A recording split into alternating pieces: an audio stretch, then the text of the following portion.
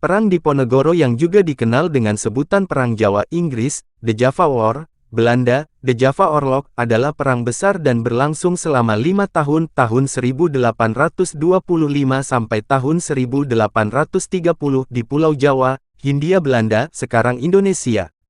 Perang ini merupakan salah satu pertempuran terbesar yang pernah dialami oleh Belanda selama masa pendudukannya di Nusantara, melibatkan pasukan Belanda di bawah pimpinan Jenderal Hendrik Marcus de Kock yang berusaha meredam perlawanan penduduk Jawa di bawah pimpinan Pangeran Diponegoro.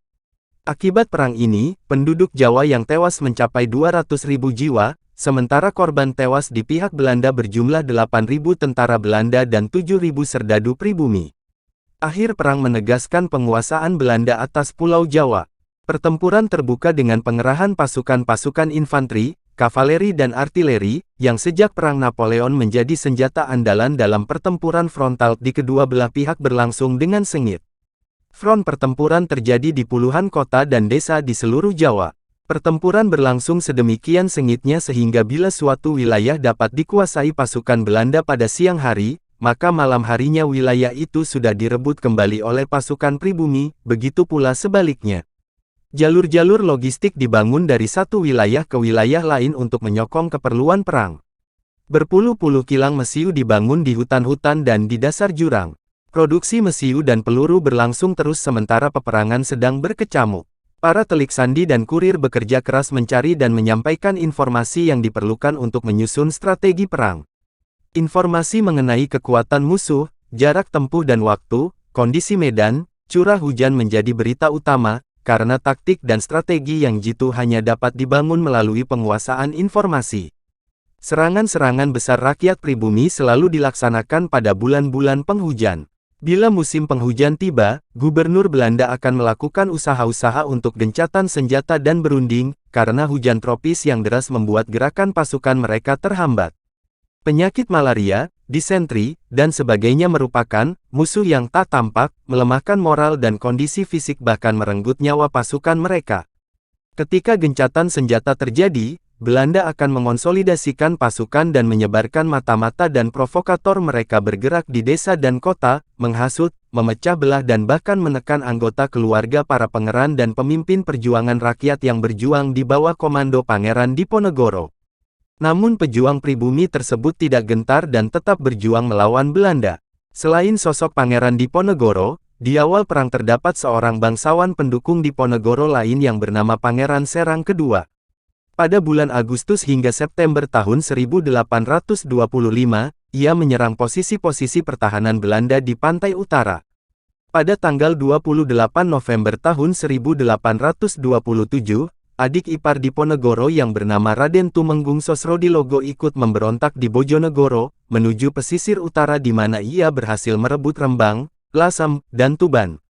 Sayangnya pada Oktober tahun 1828, Raden Sosrodilogo terpaksa menyerah kepada Belanda setelah ia kehabisan pasukan.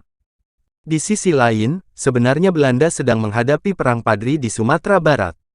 Penyebab Perang Paderi adalah perselisihan antara kaum padri alim ulama, dengan kaum adat orang adat, yang mempermasalahkan soal agama Islam, ajaran-ajaran agama, mabuk-mabukan, judi, maternalisme dan paternalisme. Saat inilah Belanda masuk dan mencoba mengambil kesempatan. Namun pada akhirnya Belanda harus melawan baik kaum adat dan kaum paderi yang belakangan bersatu.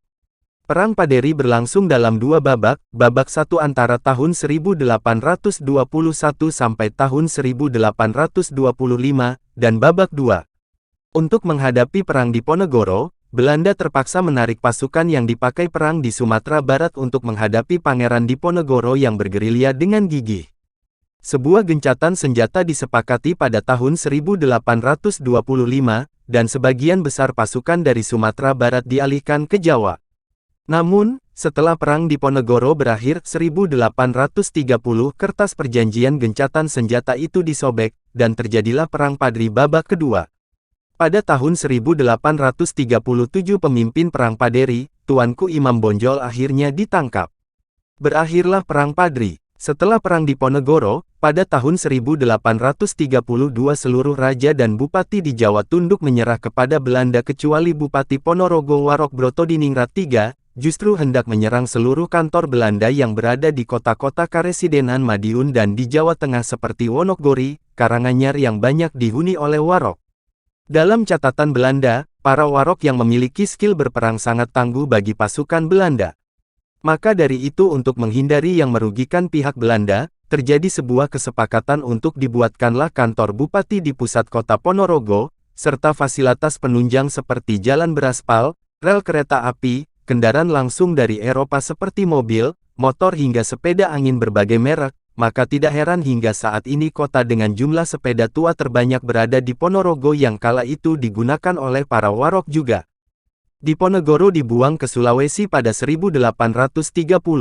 Berdasar catatan Letnan Nur yang mengawal Diponegoro, yang menjadi referensi Peter Carey dalam menulis takdir riwayat Pangeran Diponegoro tahun 1785 sampai tahun 1855, 2015 perjalanan laut yang dialaminya begitu berat. Ajal pun menjemput sang pangeran pada tanggal 8 Januari tahun 1855, persis saat matahari terbit, pukul 6.30 pagi, sang pangeran tutup usia. Menurut surat keterangan meninggalnya, seperti dikutip Sagimun MD dalam Pahlawan Dipanegara Berjuang, sang pangeran meninggal karena kondisi fisik yang sudah menurun lantaran usia lanjut.